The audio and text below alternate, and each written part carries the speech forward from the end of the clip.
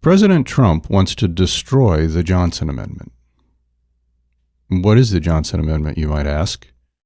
This piece of legislation, passed in 1954, forbids tax-exempt organizations, including churches, from campaigning for or against candidates for political office. Those who violate the rule can have their tax-exempt status revoked by the Internal Revenue Service. The namesake of the amendment, then Senator Lyndon Johnson, wasn't all that interested in churches, it turned out. He wanted to use the amendment to take out a nonprofit group run by one of his political rivals, because the group was using its tax-exempt status to accuse Johnson of being a communist. In recent years, religious conservatives have lobbied for an end to the Johnson Amendment, claiming that the rule restricts their right to free speech, although there are hardly any examples of the rule being enforced. On their behalf, President Trump has vowed to gut the amendment. The Johnson Amendment was once brought to bear on our own All Saints Church after a certain sermon came to the attention of the IRS. All Saints priest Susan Russell tells the story. So, back in 2004, George Regas gave a sermon that raised the ire of the IRS. Why don't you fill us in a little bit on the history of that? When George Regas came back to preach for us the Sunday before the election, George was our retired rector, and we had him back to preach periodically. He chose to frame the sermon around a debate between John Kerry and George Bush and Jesus. In the sermon, he explicitly said that good people of deep faith would go to the ballot box on Tuesday and vote for different candidates, and that he was not here to tell you how to vote. Then proceeded to preach a very strong anti-war sermon. Now, remembering that we were in the middle of the Iraq War, it left few conclusions about who Jesus would prefer you voted for.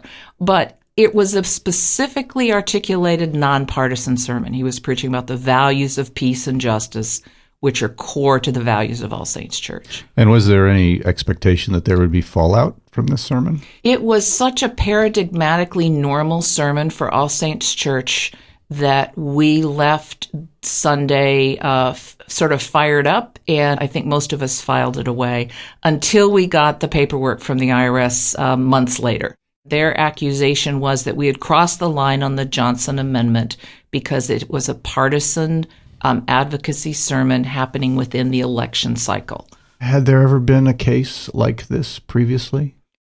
We were a test case, we felt, given that there really had not been this sort of prosecution before. It was a months-long process during which we attempted to make our case to the IRS that we had maybe come up to the line but had intentionally not crossed it.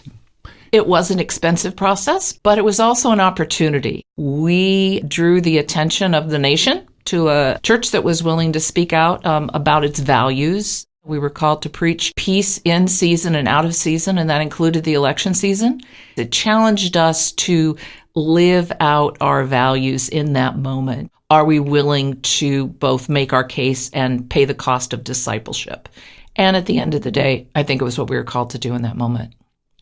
It turned out kind of much ado about nothing, right? The IRS just eventually let the investigation drop. We were neither exonerated nor prosecuted. It just sort of went away. We asked All Saints Rector Mike Kinman to give us his opinion of the Johnson Amendment. Spoiler alert, the outspoken rector is in favor of the amendment. I'm in favor of the Johnson Amendment for several reasons. The first is that there is an absolute role for churches and faith communities in politics, and that is being the prophet before the throne. It is not so much to determine who sits on the throne or to try to be a part of sitting on the throne ourselves. Christianity has always been at its best when we have not been synonymous with the government, but when we have been a force that is trying to hold governments to be their moral and ethical best. What concerns me in the effort to get rid of the Johnson Amendment, well, there are several things that concern me about this. The first is that the Johnson Amendment is portrayed as an attack on religious liberty, an attack on freedom of speech, and in truth, it is neither. I have been to places where there are absolutely attacks on religious liberty, places like South Sudan, where people, because of their faith, literally had their lives in danger. When we, as Christians in a nation that privileges Christianity, and where there really is a true freedom of worship in this country, where we start talking about that we're having our religious freedom infringed, we're cheapening the idea of religious persecution, and it is a disservice, at least, and blasphemous at most, to people around the world who suffer very real persecution, even unto death, for their religious beliefs. Well, churches still have the right to be involved in politics. Absolutely. The root of politics, polis, is people. And if the church is not involved in politics, you have to ask the question, what are we doing? Jesus was intensely political. Jesus spoke and acted continually on the things that affected people. And we are called to be as vocal as Jesus was in the cause of those who are most marginalized, targeted, and oppressed. The other thing that is important to note about the Johnson Amendment is no one is saying that if you violate this, you're going to jail. It's saying we're given a benefit by the government, and that benefit is a tax-exempt status as a church. It gives every faith community a choice. If we felt as All Saints Church that we absolutely were called by our faith to either support or denounce a candidate for office, then we have every right to do that, and that right is protected by the First Amendment for us to do that. We just would forfeit our tax-exempt status doing that, which we have to know that's not the same as being thrown into jail for it. Churches have often, and I've engaged on behalf of the church, in civil disobedience. The power of civil disobedience is being willing to accept and even welcome sanction because of the power of your beliefs. By the way, I, as a private citizen and a priest, I'm free to endorse a candidate. So my personal freedom of speech, I could stand up in my own home, I could interview with a newspaper, in any number of arenas, I could endorse a candidate.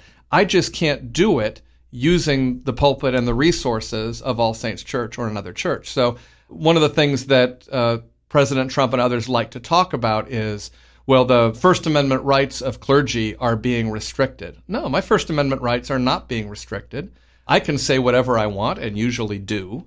And the only thing I can't do is do that from the All Saints pulpit and have us continue to enjoy that tax benefit.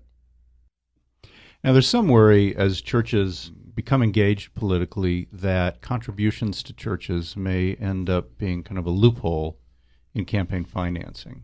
This is the very reason that this is an issue. Right now, political contributions are not tax deductible. If you have churches able to endorse a candidate, then you can very easily get to a point where people can contribute to churches and have the churches turn those contributions over to a political campaign. Well, this does two things. First of all, the contributors would now get a tax exemption to contribute to a political campaign. And the second thing is churches don't have to release names of donors. So this is a huge loophole around what, frankly, few campaign finance laws we have left. And my hunch is this is what is truly behind the forces that want to repeal the Johnson Amendment. It is not about religious freedom. It is not about freedom of speech. It is about trying to find even more ways to have unfettered access for money into politics. This is about whether or not churches should become essentially a new limb of a political party. And the power of churches is actually in our independence from specific candidates and political parties so that we can hold them accountable to our most dearly held beliefs. From All Saints Church in Pasadena, California, this is Studio ASC.